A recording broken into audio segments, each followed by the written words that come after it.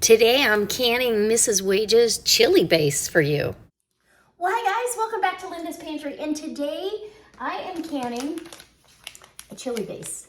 So I don't know if you watched the video where Linda and I met up and we went to Bob's, and Bob's is a sporting goods place, but it also has a whole nother building that's nothing but food preservation and preparation, if you will. So yeah, and things to cook, like grills and stuff like that. But a huge majority of it is canning, dehydrating, freeze drying, all that, and any piece of equipment you might need for that.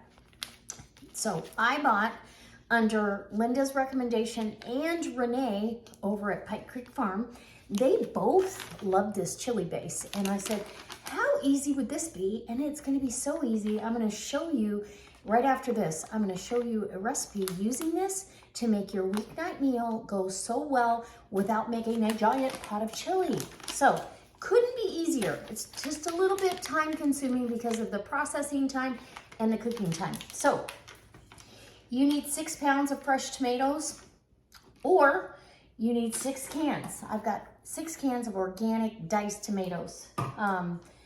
And let's see, and then drained. Oh, they gotta drain them, okay. 2 tablespoons of sugar, which I already have measured out, and a pouch of the chili base mix. And you're going to combine pureed tomatoes. Is it asking us to puree them? Sugar, Mrs. Wage's, chili base in large mixing bowl, or large non-reactive bowl.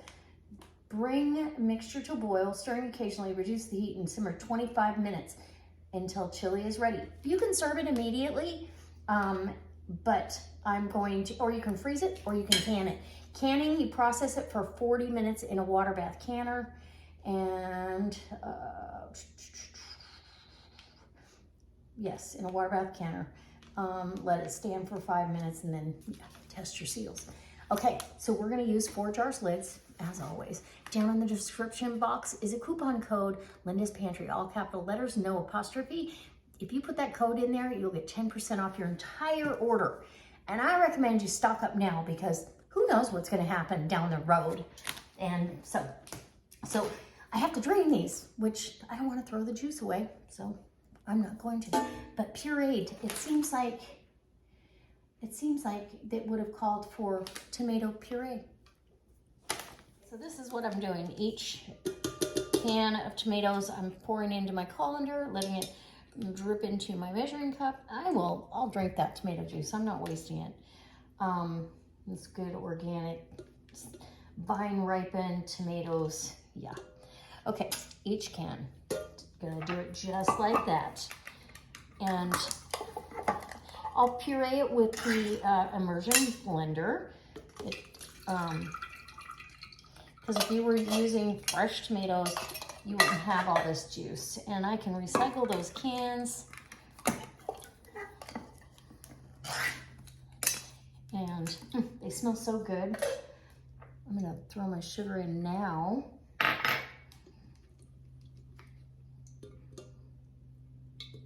There we go. Okay, good enough, right? And so on and so forth. And let me get some of this. I've got some stuck up here. There we go. All right, now keep that there. We'll get all of the tomatoes in here, and then we'll go ahead with the pouch. The pouch ingredients on here, what does it say? Ingredients: chili pepper, salt, food starch, spice, dehydrated onion, paprika, and dehydrated garlic, and citric acid. And the food starch is a modified food starch like clear gel that is meant for canning. So it's safe to can as long as you follow the instructions. And yum, it smells good. And when you open a jar, you can add whatever you want to make it yours. But for a weeknight. Oh my gosh. I almost feel like I need more of these, but I'm gonna do it in pints because it's just me. And there's a skin. I hate tomato skins. Canned tomato skins are the worst. And even in store-bought, manufacturers leave some of those skins get left behind. So that's what we're gonna do. But they're easy enough to pick up when you see them and you don't like them. Like they bother me. They get tough in the canning process, and it just isn't what I want to eat. So yeah, I wouldn't have thrown that away. It's almost a cup of liquid right now of tomato juice. Good organic tomato juice. I'll add some of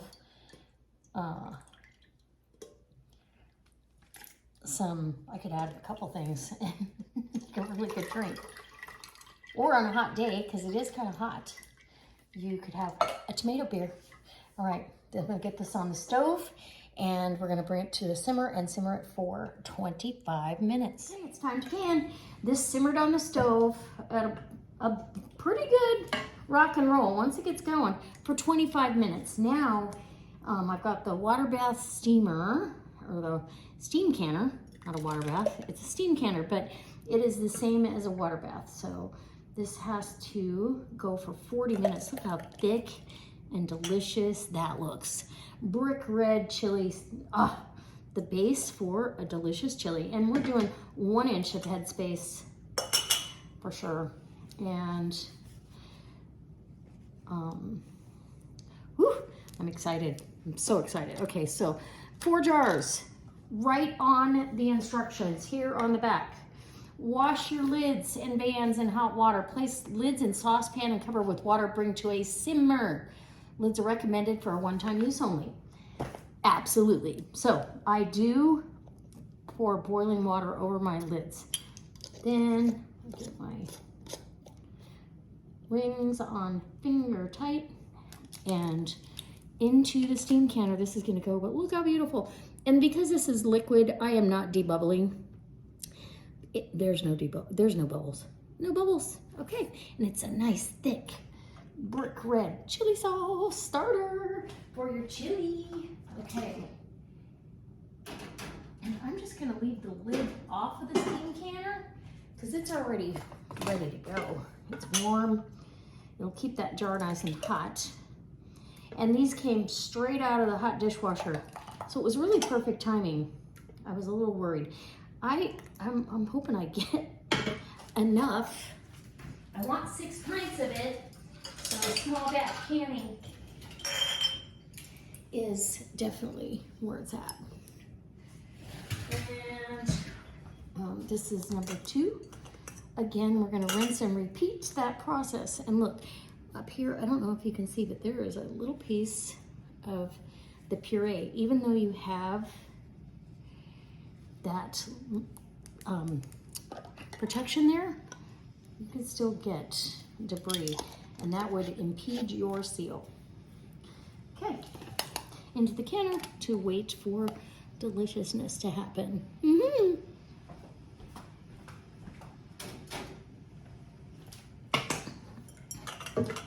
And why do we do this? Well, because I want shelf-stable meals at a blink of an eye, and because it is just me, I think this small batch canning, stuff like this is definitely something I will use and will be happy to have on the shelf ready and waiting for a weeknight after work.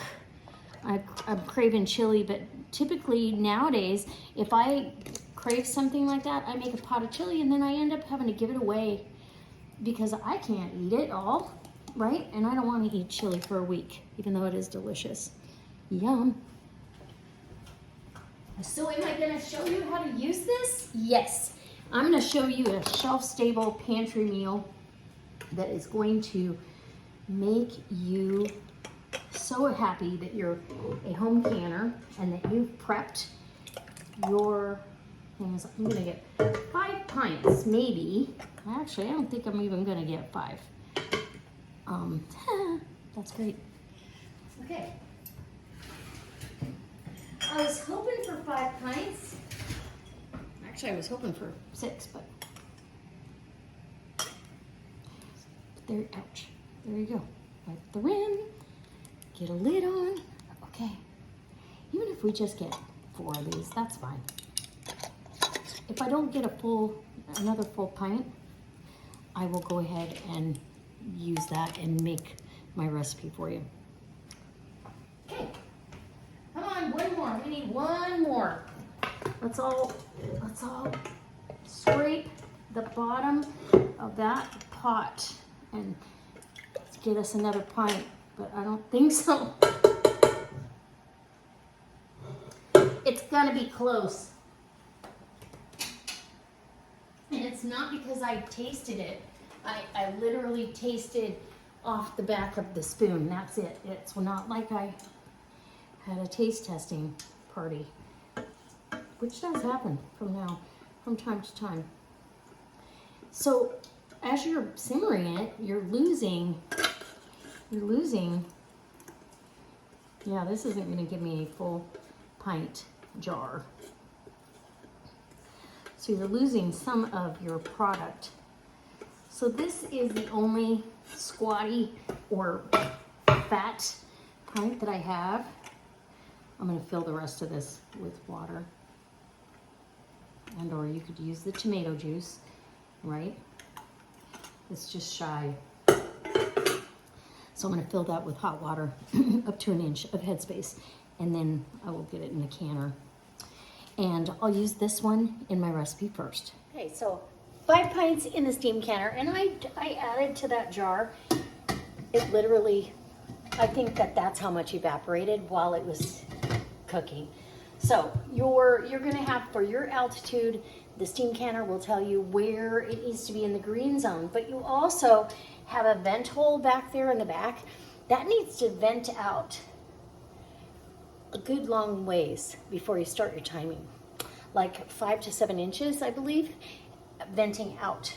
Nice, strong, steady stream of steam. And you're in that green zone, then you can start your timer. And it's gonna go for 40 minutes, which is the max for this steam canner. So make sure you have plenty of water in there. I've got it up to as full as I can get it. All right. Hey guys, so the canner went for the full amount of time. And these have been sitting here longer than 5 minutes, but I left the lid on for 5 minutes, let it come down. 40 minutes, so 5 pints. And this jar, this is the one I'll use first, but honestly, and I can touch it because they have been sitting here. I've been busy.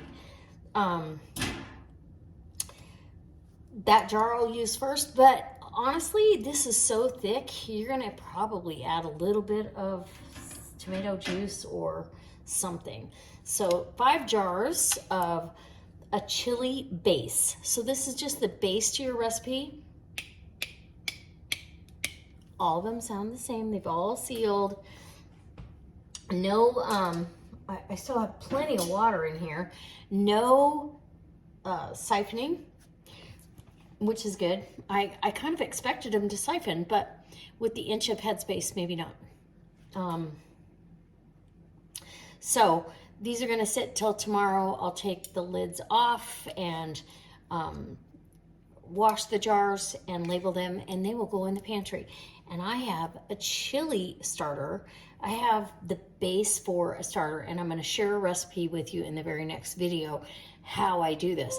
Now, I can do it strictly from, well, you know what? I'm gonna do this a couple different ways for you. So I will make this recipe how you would probably make it, and then I'll make it the next time on how I would do it from a prepper pantry aspect.